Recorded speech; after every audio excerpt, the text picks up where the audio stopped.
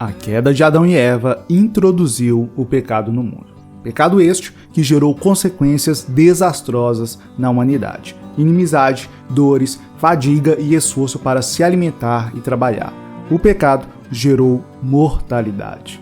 Certamente você já conhecia essas consequências, mas talvez você não conhecia as consequências financeiras do pecado original cometido no Jardim do Éden. Então, continue comigo para conhecer as consequências financeiras do pecado de Adão e Eva. Tudo na paz? Me chamo Samuel Vinícius e este é o Vamos Prosperar, canal sobre finanças pessoais por meio de princípios bíblicos. Se você se interessa por este assunto, se inscreva no canal e ative o sino das notificações. Para não perder tempo, quero ir direto ao assunto em questão, que é as consequências financeiras do pecado de Adão e Eva. Para entender essas consequências, primeiro precisamos entender como as coisas eram antes da queda. Como as coisas eram antes do pecado entrar no mundo. Antes da queda. Antes da queda de Adão e Eva, não haviam limitações. Não haviam limitações naturais, não haviam limitações financeiras, nem mesmo haviam limitações de tempo. Isso significa que os recursos naturais eram mais abundantes. Também significa que o homem não precisava ficar fazendo contas para saber se teria recursos suficientes para fazer o que queria. E o mais chocante, antes da queda não havia limitação de tempo, pois a morte não era uma realidade e o homem não precisava limitar suas ações ao tempo de vida terrena. Afinal, ele viveria para sempre. Assim era a vida antes da queda, sem limitações alguma de recursos. E foi sem essas limitações que Deus deu o papel de dominação ao homem sobre a criação. Dominação do homem.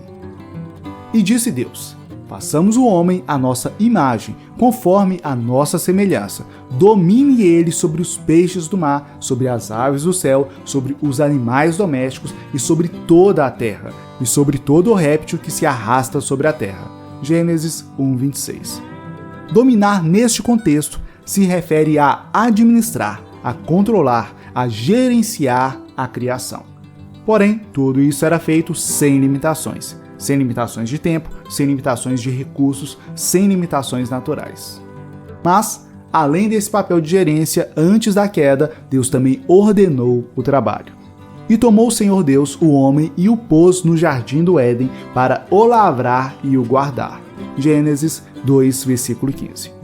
No mundo sem o pecado, o homem trabalhava lavrando e guardando a terra e ainda gerenciava a criação. Mas todo este trabalho era sem limitações naturais, sem limitações de tempo e sem limitações de recurso, como eu disse anteriormente.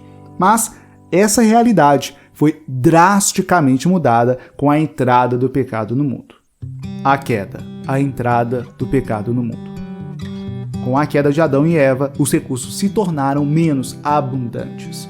Infelizmente, os recursos naturais, financeiros e também de tempo se tornaram finitos. Antes da queda, o trabalho humano era mais fácil. Após a queda, o homem passou a comer do suor do teu rosto. Antes não existiam doenças, depois as doenças se tornaram comuns. Antes a humanidade não tinha uma quantidade limitada de dias. Após o pecado original, nossos dias na terra foram limitados. Tanto que Deus disse a Adão: porquanto és pó, e ao pó tornarás. Gênesis 3:19. Olha, foi com a queda do homem que surgiu o conceito de economia. Pense comigo, é quando os recursos são finitos que se faz necessário economizar, estimar e planejar. Ora, se você tivesse dinheiro infinito, você não precisaria necessariamente de planejamentos e orçamentos. Com a chegada do pecado no mundo, nós somos obrigados a aprendermos a administrar melhor os recursos que passam por nossas mãos, planejando de forma mais inteligente.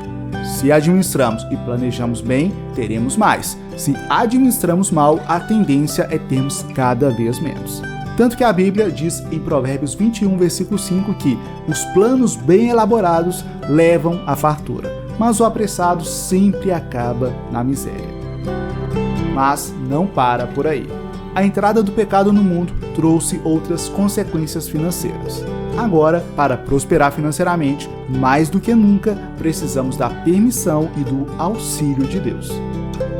Como as doenças entraram no mundo, para prosperar, precisamos que Deus preserve nossa saúde.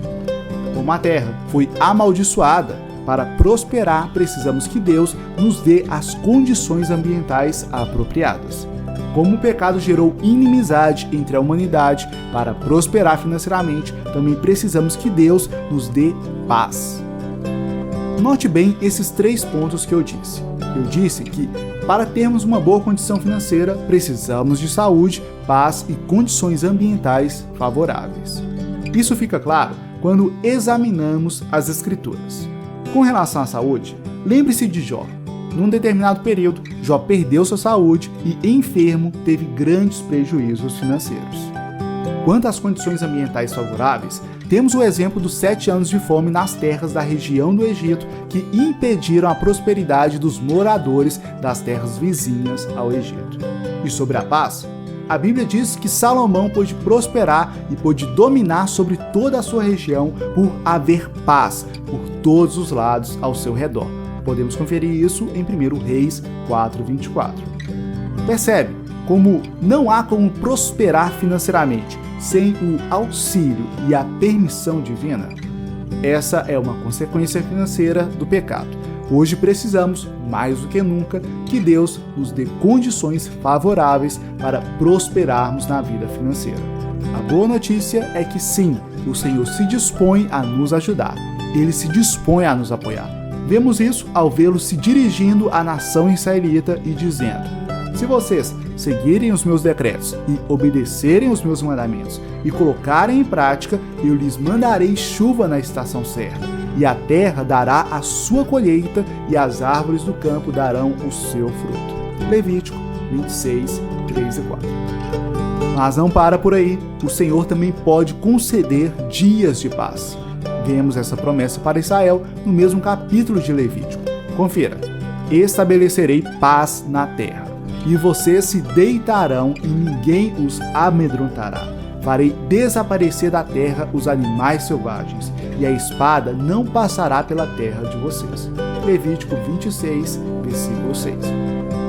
Da mesma forma com que Deus pode nos dar condições ambientais favoráveis e nos dar paz, Ele também pode conceder saúde para prosperarmos. Existe um registro bíblico que mostra muito bem esse fato, e ele está no livro de Jeremias. Eis que lhe trarei a ela saúde e cura, e o sararei e lhes manifestarei abundância de paz e de segurança. Jeremias 33, versículo 6. E para finalizar, confira comigo Deuteronômio 8:18. Mas lembrem-se do Senhor, do seu Deus, pois é Ele quem lhes dá capacidade de produzir riqueza, confirmando a aliança que jurou aos seus antepassados, conforme hoje se vê. Observando tudo isso, é evidente que precisamos do auxílio ou, no mínimo, da permissão de Deus para termos sucesso financeiro. Mas isso não elimina o fato de que também precisamos fazer a nossa parte. Sim, para prosperar, precisamos que Deus permita, mas também precisamos agir. E essa necessidade é outra consequência financeira da queda do homem. Aqui chegamos num ponto crucial. Então, peço que me ouça com muita atenção. Se você deseja ter uma boa vida financeira, se você deseja dar uma vida digna a seus filhos, cônjuge e familiares, você precisa fazer a sua parte. E qual é a sua parte? É ser um bom mordomo dos bens que Deus confiou a você. Mordomia cristã. Para que você entenda bem o que vou dizer, primeiro saiba que tudo, absolutamente tudo que você tem, não é seu. Tudo pertence a Deus. Seu carro, sua casa e suas roupas pertencem a Deus. Seus filhos, seu cônjuge e você também pertencem a Deus. É isso que a Bíblia diz em 1 Crônicas 29:11. Teus, ó Senhor, são a grandeza, o poder, a glória, a majestade e o esplendor, pois tudo o que há nos céus e na terra é teu.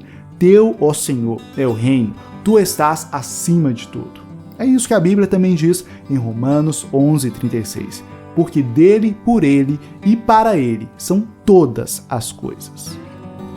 Ora, Se tudo pertence a Deus e se hoje os recursos que temos disponíveis são finitos e, em muitos casos, são conquistados com o suor de nossos rostos, precisamos ser administradores fiéis dos recursos que Deus coloca em nossas mãos.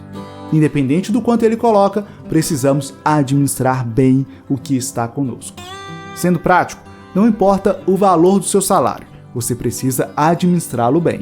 Você precisa organizar suas finanças, separando uma quantia para gastar, outra para doar, outra para contribuir, outra para poupar e investir. Enfim, você precisa administrar bem os recursos financeiros que Deus confiou a você. Diante das trágicas consequências financeiras da queda do homem, precisamos ser bons mordomos dos bens de Cristo. Esta é a mensagem principal aqui, amigo e amiga. Você precisa administrar bem os recursos que Deus confiou a você. Afinal, eles não são infinitos. E não sendo infinitos, você precisa saber administrá-los para assim poder realizar maiores sonhos, fazer aquilo que Deus propôs a você e ter uma vida financeira mais próspera para você e seus familiares. Caso você queira exercer melhor essa mordomia, aprendendo a ter um orçamento eficaz que te conduz à realização de sonhos financeiros, ou caso você queira aumentar sua renda, ou mesmo se você deseja conquistar a independência financeira, eu te convido a assistir a palestra gratuita, onde revelo 3 segredos para ter essas conquistas, tudo por meio de ensinamentos bíblicos. É só acessar o primeiro link na descrição. Se você tem alguma dúvida ou sugestão, deixe seu comentário abaixo. Gostou do que viu aqui? Deixe seu gostei e se inscreva no canal. No mais, forte abraço, fique na paz de Cristo e até a próxima.